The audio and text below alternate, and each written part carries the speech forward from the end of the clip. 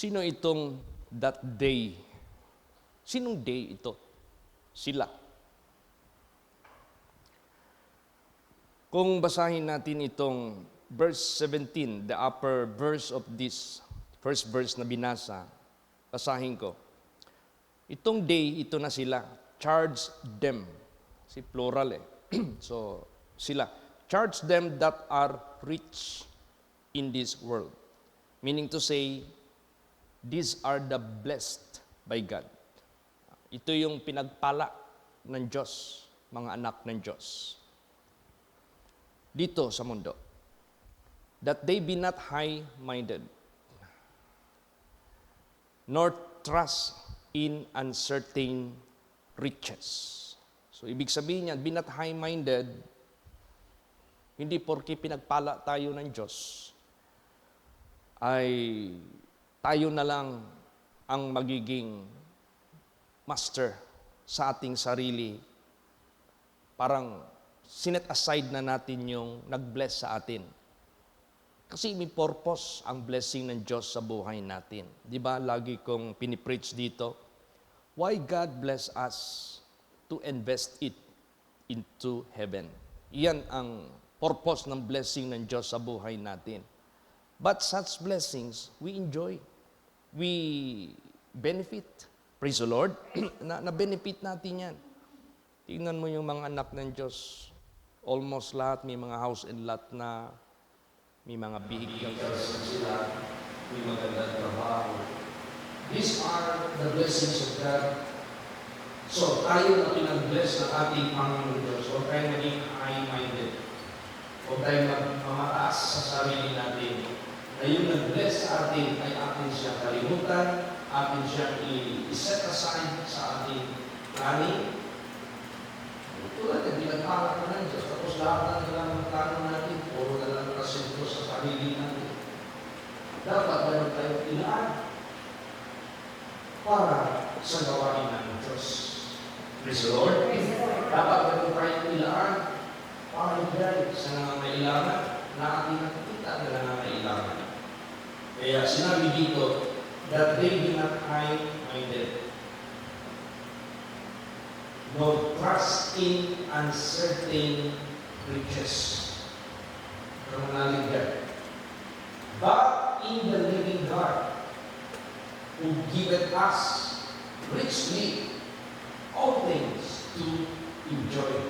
So, alalahanin natin, outcome ito ng blessing ng Diyos sa pangako niya sa atin.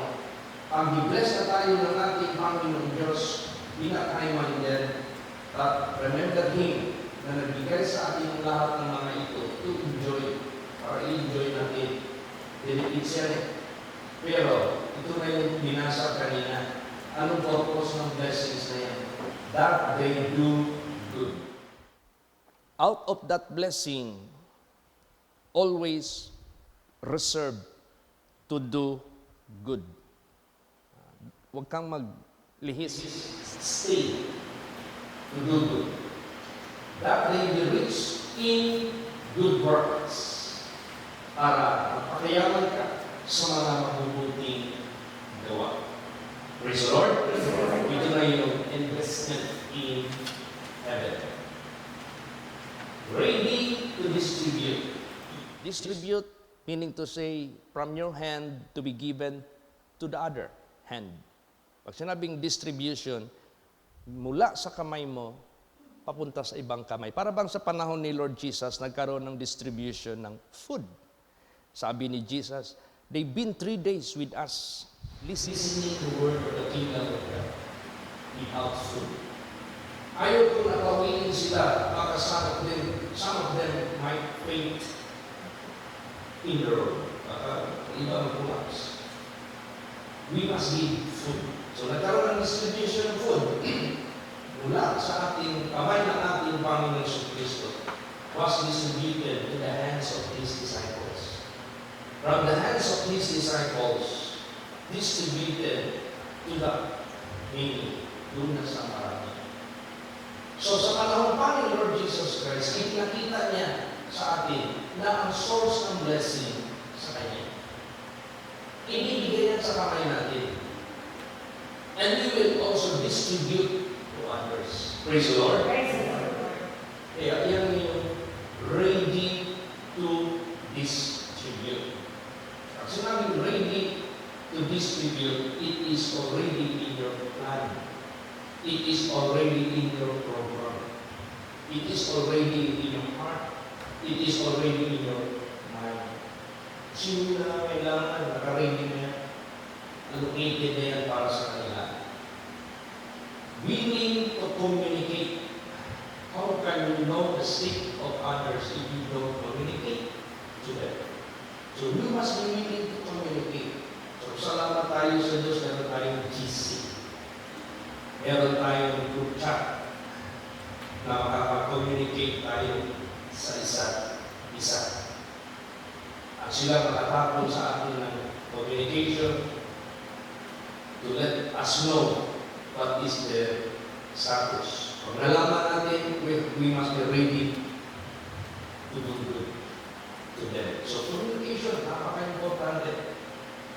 Di ba? Alala niyo yung istorya ng isang matanda na medyo yan sa June na tuloy. Yung anak niya na Siman, binilhan sila ng lupa, binilhan sila ng bahay, binilhan sila ng sasakyan. May allotment sila as parents. Nakapagpangasawa ngayon ng babae. Na-quick, ano yung quick, madali ang kasal. Sabi ng parents, bro, ayaw sa pagpakasal, alam ba, alam, kakailangan na. Ikausap nila yung babae, dahil kami mga gininanan, hindi gusto makalik-kalik at napakasal ng mga anak. Ay, nay, naanagitalan sa inyong anak ang quality na aking pangitan na pag-uwi. Hindi na nato din sa buhay. Ang babae pala ang initiate. Hindi dumaan ng proseso gusto agad shortcut. Sige, kasal against the will of the parents. Alam mo ginawa ng babae? Binawi ang lahat ng binigay ng anak sa kanila. Allotment, wala na. Sasakyan, wala na. Bahay, lupa, wala. Tapos, naka-block na sila. Hindi na nila mag-communicate yung anak nila. Hindi na really mag-communicate. Hindi na really mag-communicate. Ano yung purpose na hindi ka na makapag-communicate? Ayaw mo yung bigay. Ayaw mo na mag-contribute or distribute ng something. Pero tingin lang, ako nang minaw, nagdugo ang aking kasi. Ano yun? Una, tulahan ang mga in-laws na yung mako, ang father ay mako. Praise the Lord. Tulahan ang mga anak na higugma sa papa o sa mama. Pagpili. So, sa ako, dahil ko rin natuwa. Ito rin sa atin, itong ministry na pinagkaloob ng Diyos sa buhay natin. Alam mo, pag binigyan tayo ng Diyos ng opportunity, na i-bless ka ng Diyos, laging naka-alot. May allotment ka talaga sa dapat ating tulungan. Meron talaga tayo nakalaan na budget, naka-allocate para sa pagtulong. Hindi pwede na lahat lang sa atin, tapos wala na tayo makilaan sa kanila. At yan, dapat meron tayong long-term plan na makatulong lagi. Lagi tayo makatulong. Hindi lang once, twice, thrice, tapos wala. Hindi. That is part of the program of the blessedness sa binigay ng Diyos sa atin. Kasi, ano naman, temporary na tayo sa isang linggo natin. Hindi tayo makapag-invest sa langit. Sayang yung opportunity. Pag masyado naman tayo naglaan sa sarili natin, iwanan lang din natin. Hindi rin natin nagdadala. Paglaan din tayo. Amen? Praise the Lord. Basahin natin. Galatians 6:10. Praise the Lord. As we have therefore opportunity, let us do good unto all men, especially unto them who are of the household of faith. Yes. Binigyan tayo ng Diyos ng opportunity. What opportunity is that? The blessings.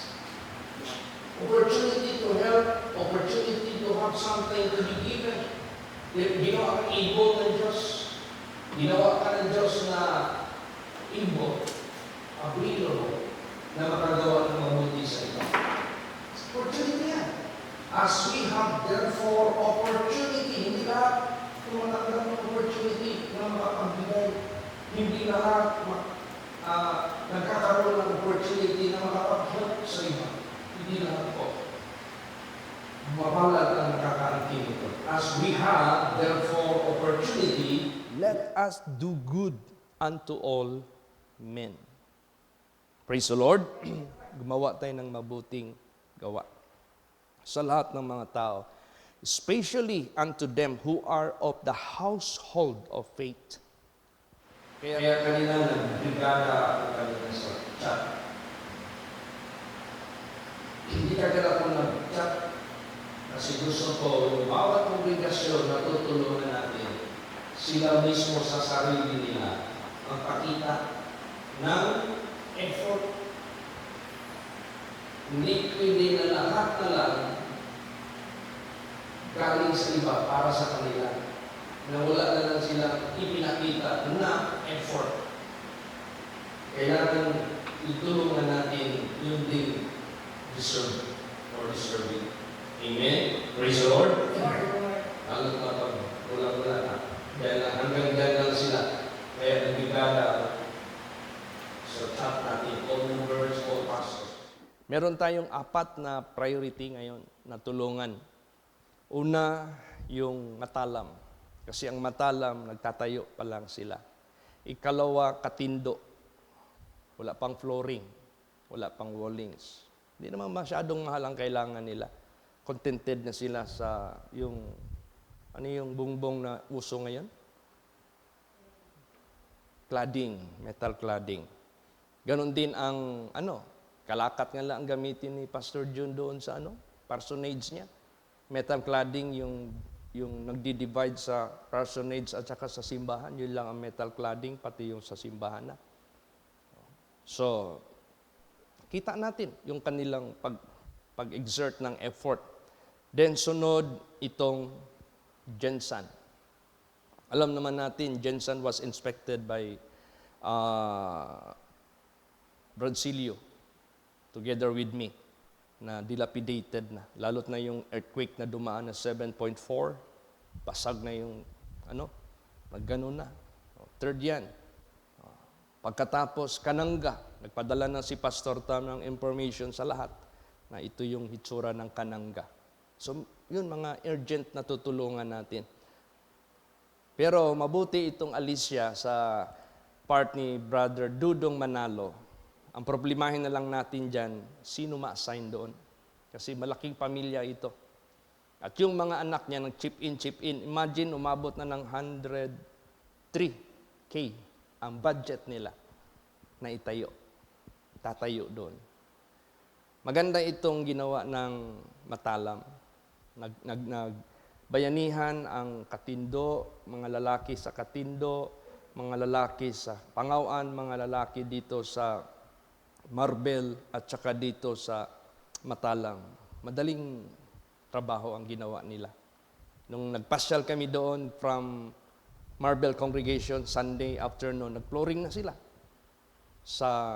Meron ng roofing yung parsonage, idudugtong na lang. Puro bakal ang ginamit, 4x4 na tubular. Tapos tubular lahat, color roof. Ang bilis matapos.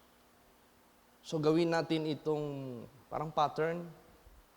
So kung magawa tayo doon sa, after October 3 ang prayer ko, doon kay Brad Dudong Manalo. May donated lot na sila. Tabing daan din talaga. Amen? Praise the Lord. So, to God be the glory. Sa kunting tulong natin, no amount is being required, but any amount as God gave you opportunity. Kung paano ka binigyan ng Diyos ng opportunity, how much you can give. Just do it. Amen? Praise the Lord. Hindi lang natin mapansin yan, mag-accumulate yan, mapadala doon sa National Treasurer. Ang paraan natin lahat ng donation dito, daan lahat sa treasurer. Kasi kailangan natin ng transparency para yung reporting sa GC accurate. Kita lahat. Yan ang importance. Praise the Lord. Na talagang gumagana yung transparency natin dito. At mahalaga masyado yan. So, meron ka opportunity, let us do good unto all men, especially unto them who are of the household of faith. Ngayong October, God be willing, makabisita ako ng Chumbukan. Yung sinabi ni Brad Silio na dumaan sila sa part ng Lupon, yung pupuntahan namin part ng Lupon din yan eh. Chumbukan, that is Marayag, Municipality of Lupon. I don't know, maya mag-usap kami ni Brad Silio, saan yung pinuntahan nila na pang-pang to pang-pang. Matataas kasi yung altitude ng mga lugar na yan. Kaya, hindi basta-basta. So, mapasbay ko yung Sawidan Congregation. Ang Sawidan Congregation, matagal na yung naghihintay ng tulong din. Kasi, parsonage din simbahan. O, kailangan makunang ko ng picture, masali natin yan. Then si Pastor Manny, matapos yung mga most urgent, then pwede na tayo magpunta kay Pastor Manny. Yung renovation, yung pagtaas ng roofing nila. Kasi mainit talaga doon. Kaya, to God be the glory. Alam mo, minsan meron tayong mga assets na natutulog lang. Kung meron. Anong gawin natin? Basahin natin. Acts 4:34. Praise the Lord. Neither was there any among them that lacked, for as many as were possessors of lands or houses sold them and brought the prices of the things that were sold. Yan. Walang nagkulang sa mga believers sa panahon ng Acts. Bakit? Yung marami sa kanila na mga possessors. You know what is possessors of lands? Maraming mga lupa na nakatiwangwang. Maraming lupa na mga idol, hindi nagagamit. Binenta nila. Then the proceeds were distributed among the people of God na nangangailangan. Praise the Lord. Para bang, nakinabang sa lupa mo? Hindi mo naman napapakinabangan. Hindi mo man lang, kumbaga pa, meron kang part doon. Iba rin nakinabang, ninanakaw din ng iba. Benta mo na lang yan. Magamit mo pa yung proceeds sa sarili mo, makapag-alot ka pa ng pagbigay sa iba. Ano pa? Lands or houses. Houses, plural yan. Dami mong bahay. Okay lang kung yung mga proceeds niyan, may allocate ka sa pagtulong. Pero kung wala, hindi siya fruitful, di ibenta mo. Magamit mo yung proceeds sa sarili mo, makapagtulong ka pa sa iba. Kung meron. Praise the Lord. And brought the prices of the things that were sold. Dinala nila sa treasury. Dinala nila sa treasury. National treasury, kumbaga pa. To be distributed. Yan ang, kung meron lang, praise the Lord, kung possessor ka.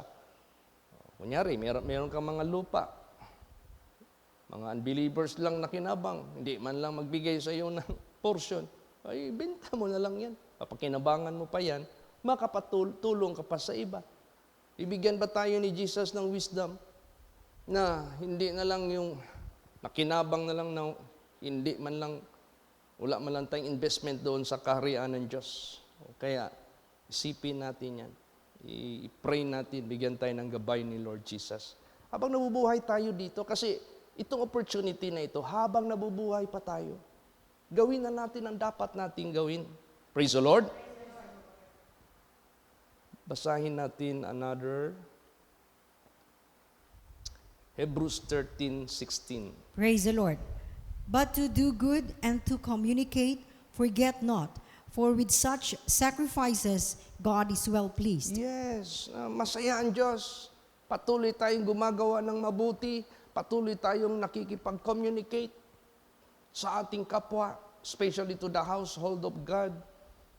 At pag binigyan tayo ng Diyos ng opportunity to distribute, sige, gawa lang tayo ng gawa.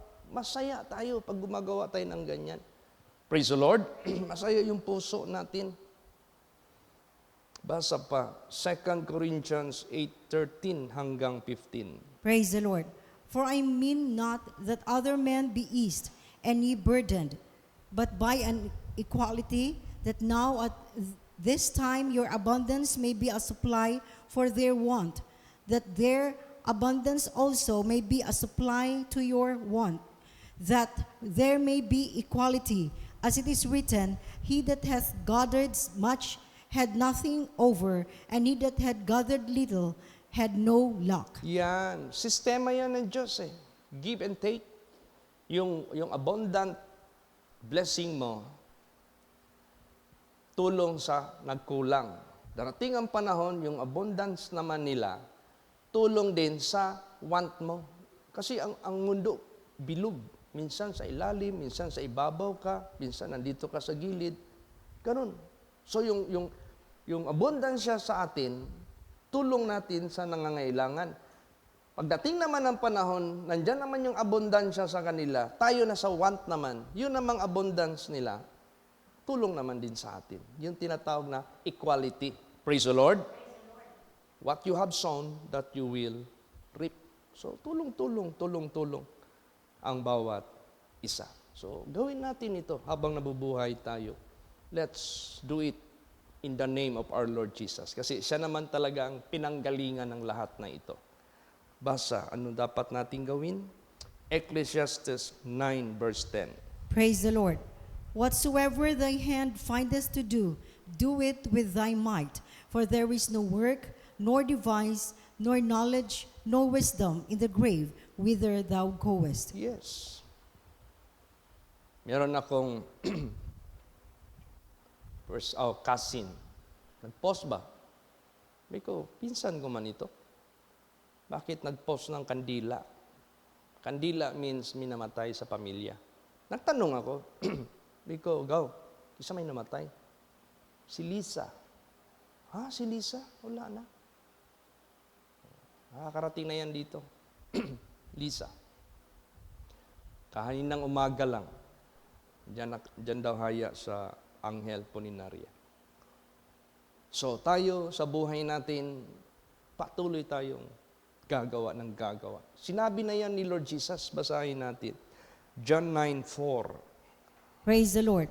I must work the works of him that sent me, while it is day. The night cometh when no man can work. Yes, sinabi na yan ni Lord Jesus, kailangan ako maggawa sa mga gawain sa nagpadala sa akin habang araw pa. Darating ang gabi, wala ng taong makakagawa. That is only good for until you are breathing. No? Habang nabubuhay tayo, makakagawa pa tayo. So, mag-pray tayo kay Lord Jesus. Jesus, you are the source of blessings. Bless me. I want to do investing in your kingdom. Bless me. Now, pag bless ka na ni Lord Jesus, yun na yung warning, be not high-minded. Huwag kang mag-high-minded, nakalimutan mo na yung yung source of blessing. Yung binasa kanina, huwag kang maging high-minded nor trust in uncertain riches. Uncertain lahat dito, walang permanente. But in the living God, doon ka manalig sa Diyos. Sundin mo yung direksyon ng Diyos na tinuturo sa atin, sa iyo. Praise the Lord. Sundin mo yan. Mag-invest tayo doon. Maggawa tayo habang nabubuhay tayo. Pagdating ng gabi, wala nang makakagawa. Alam mo, gusto mong mag-enjoy sa buhay mo sa ating Panginoong Kristo, huwag kang huminto gumawa ng mabuti. Huwag kang huminto magtulong habang binigyan ka ng karapatan, kapangyarihan to do it. Wala na tayong ibang kasayahan dito, kundi gumawa ng mabuti at tumulong. Praise the Lord. Yan ang pinaka-the best na kasayahan na mararamdaman natin na hindi kayang bayaran ng pera. Basahin natin. Ecclesiastes 3:12. Praise the Lord. I know that there is no good in them, but for a man to rejoice and to do good in his life. Yes. I know that there is no good in them, yung nabubuhay. But for a man to rejoice, magsaya ka, and to do good in his life. So don't let the joy cut the momentum. Yung momentum ng kaligayahan mo, huwag mong putulin yan. So how do you enjoy? How do you have the joy in your heart? Do good work. Contribute or help or distribute or communicate also. Huwag mo nang hintuan yan. Tuloy-tuloy na yan. Tingnan natin, pag na-well-pleased yung ating Panginoong Diyos, such sacrifices, God is well-pleased. Alam mo naman, pag na-please mo yung Diyos, papagkatiwalaan ka niya na mas higit pang marami. Amen? Praise the Lord. Papagkatiwalaan ka. Kanina meron akong kachat na hindi ko lang sabihin ng pangalan, tago ko muna, pati yung lugar. Meron silang thought to donate piece of lot for church. Habang under negosasyon pa yung family, sabi na siya sa akin na meron ng 90% approval na ang pamilya niya. Isa na lang. Next week malaman ko na. So sabi ko sa kanya, thanks so much for your generosity with your family. Kasi kung hindi mag-cooperate ang family, wala siya magawa. So nakipag-cooperate ang family niya. So sabi ko, salamat sa generous act ninyo for the work of the ministry. God will bless you more. As what it is being said, it is more blessed to give than to receive. So, ibig sabihin yan, as you give, you are more blessed than he who received. Amen? Praise the Lord. Kasi, nagawa mo yung pinapagawa ng ating God, ng ating Diyos na nagbigay sa atin ng opportunity to be blessed. Siya yung nagbigay sa atin.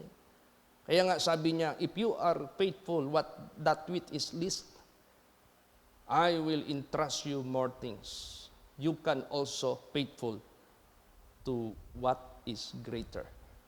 Di ba? Paano tayo? Palago tayo ng palago. Hanggang maging able tayo to finance our international work of the ministry kasi maging big timers na ang mga anak ng Diyos which God blessed. Siya yung magbibless sa lahat. Amen? Praise the Lord. Hindi ka tinawag ng Diyos for nonsense. Hindi ka tinawag ng Diyos for useless. Hindi ka tinawag ng Diyos for nothing. Tinawag ka ng Diyos to be His vessel and to honor, sanctified, and meet for the Master's use, that you might perform great and mighty things. Kaya nga, sabi nga ni Lord Jesus Christ, He that believeth on me, ito kasi lahat, faith. He that believeth on me, the works that I do, shall he do also, and greater works than this shall he do. Ano bang ginawa ni Lord Jesus Christ? The propagation of the gospel of the kingdom of God with signs and wonders and miracles and provision. Na hindi natin magawa ang pag-propagate ng gospel of the kingdom of God without God's power, without God's miracle, without God's provision. So kung naniwala tayo sa ating Panginoong Kristo, ang nagawa niya, magagawa din natin. Tingnan mo, nagawa ng kanyang mga disciples. Makakatravel ba yan si Paul kung saan-saan? Makakarating ba yung mga missionaries na yan all over the world if God didn't bless them, provide their necessities? Amen? Praise the Lord. Makakapag-contribute ba? Makakapag-impart ba ang mga members to send missionaries abroad kung hindi ka pinagpala ng Diyos? So, kaya sa mindset natin, always allocate. Kasi siya yung nagbibigay, siya yung magdagdag. Promotion neither cometh from the east nor from the west, but He is the judge. Siya yung magdi-decide to whom He will bless, to whom He will curse. To whom He will let them into His kingdom, to whom to let them cast into the lake of fire. So, maganda itong, nandito tayo sa linya ng Panginoong Diyos. At hindi magpakailanman kalimutan. Merong remembrance, basahin natin last verse, Hebrews 6 verse 10. Praise the Lord. For God is not unrighteous to forget your work and labor of love, which ye have showed toward His name, in that ye have ministered to the saints and do minister. Praise the Lord. Yes. For God is not unrighteous to forget your work, what you have done. What kind of work is that?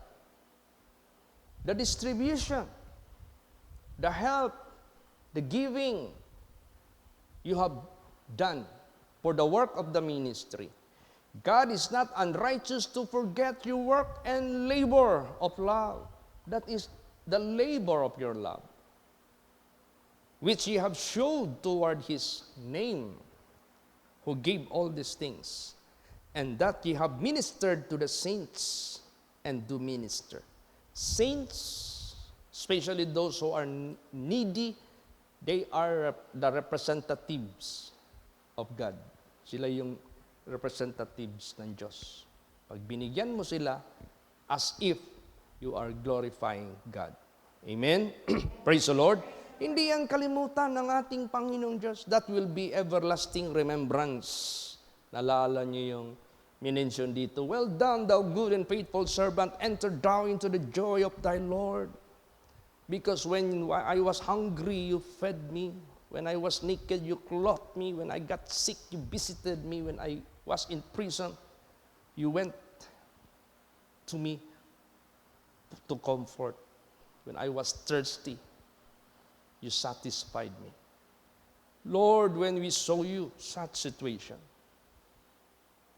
when you have done this to the least of your brethren on earth, you have done it unto me. So they are the representatives of God. Praise the Lord.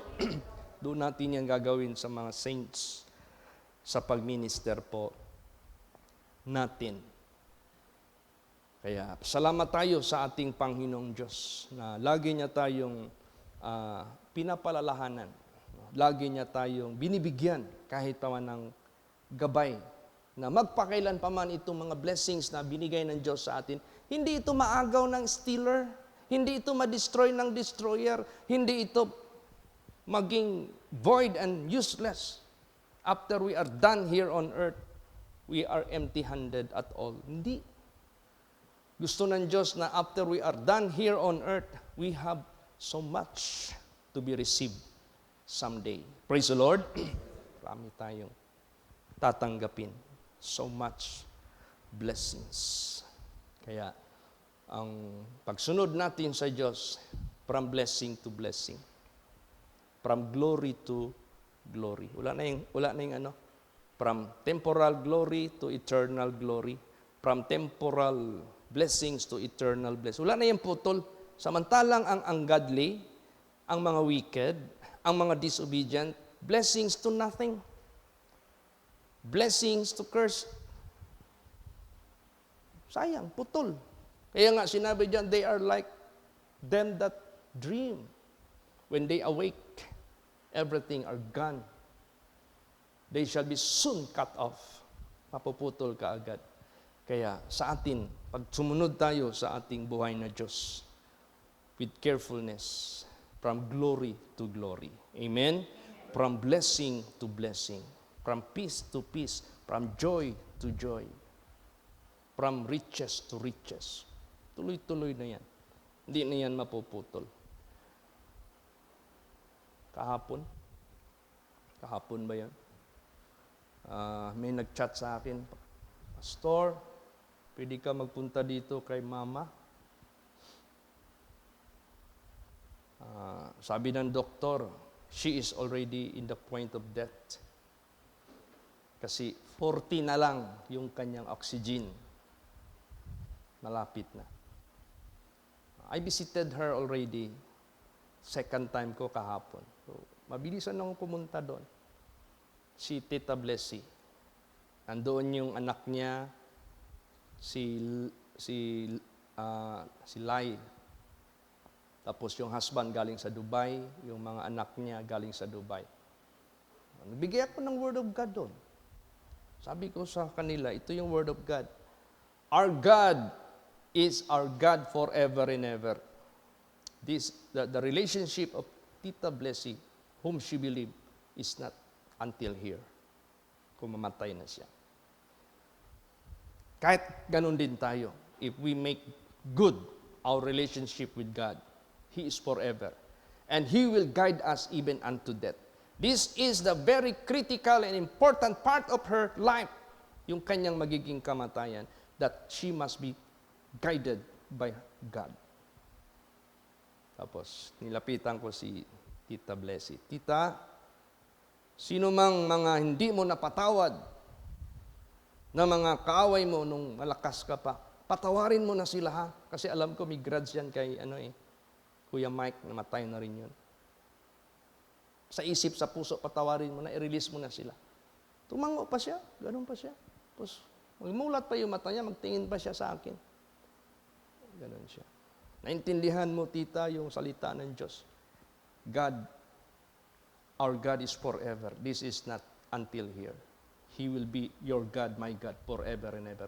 And He will guide us even unto death. Ayun. Pray. Commit ko na siya kay Lord Jesus. Accept na rin ng mga anak. The last time I preached in their residence sa Iowa, malapit doon sa narentahan ni Pastor Samuel Gabri, doon ako na-save eh. Kaya pwede hindi ako magsaglit doon, magtingin sa bahay. Nandun pa yung bahay. Intact pa. Puro lang ang tao. Dilapidated na, pero nandyan pa yung bahay. Tapos yung harap, tinayuan ng commercial building. Maliit lang. Last kong preaching doon, God didn't promise we shall not die, but He promised eternal life. At yaman yung sinabi ni Tita Blessy sa akin. Kasama ko man si Pastor Adjo at that time. Pastor, handa na rin ako kung kunin ako ni Jesus. Sabi ko, praise the Lord, tita. Come what may. Huwag kang bumitiw sa Kanya. Amen? Praise the Lord. So, ganun. I-guide tayo ng Diyos. Kaya habang malakas pa tayo, habang may opportunity pa na makabigay, makatulong, allocate talaga. Nasa mindset talaga natin yan. Hindi kay wala sa isip natin, wala sa plano, tapos naubos na lang yung blessing. Yung pala, sinubukan lang tayo ng Diyos. Yung pala, pakati lang pala. Alam mo yung pakati? Alam mo yung mga pitcher water pump noon? Hindi man yan mag-agas, hindi mo yan katihan ng isang tabo. Old ano yan eh, old system. Isang tabo lang ilagay mo. Tapos pag makatihan siya, mapuno na yung tubo, ipump mo, mag-agas yan. Kung hindi mo hintuan mag-pump, hindi na yan mahinto mag-agas ang tubig. Minsan itong mga blessings sa buhay natin, pakati lang yan. So don't stop. Praise the Lord. To do good, to distribute, to communicate. Always allocate this to the needy. At yung mga lands ninyo, kung meron man, kung sakali, yung mga properties ninyo, kung meron man, kung sakali, benta nyo na. Kaysa hindi nyo na-invest sa gawain ng Diyos. Kaysa hindi nyo magamit sa present natin mapangailangan. Amen? Praise the Lord. Kaya, to God be the glory. Purihin natin ang ating Panginoong Diyos. So, itong lahat galing sa Kanya. So, pray. Pray tayo ng pray. I-pray natin lahat mga students makatapos. Tapos sa future, makapagtrabaho ng anong ibigay ni Jesus sa kanila ng work. At makapagpatuloy sa work of the ministry. Palaguin ni Jesus ang bawat isa na walang mawala sa atin. Kung meron mang maka-abroad, patuloy maglilingkod sa Diyos. Patuloy mag-spread ng Kanyang gospel. Patuloy magpakita ng liwanag. Huwag mawala sa gawain ng Diyos. Saan man tayo nilagay ni Jesus Christ. Amen? Praise the Lord. Magsitayo po ang lahat.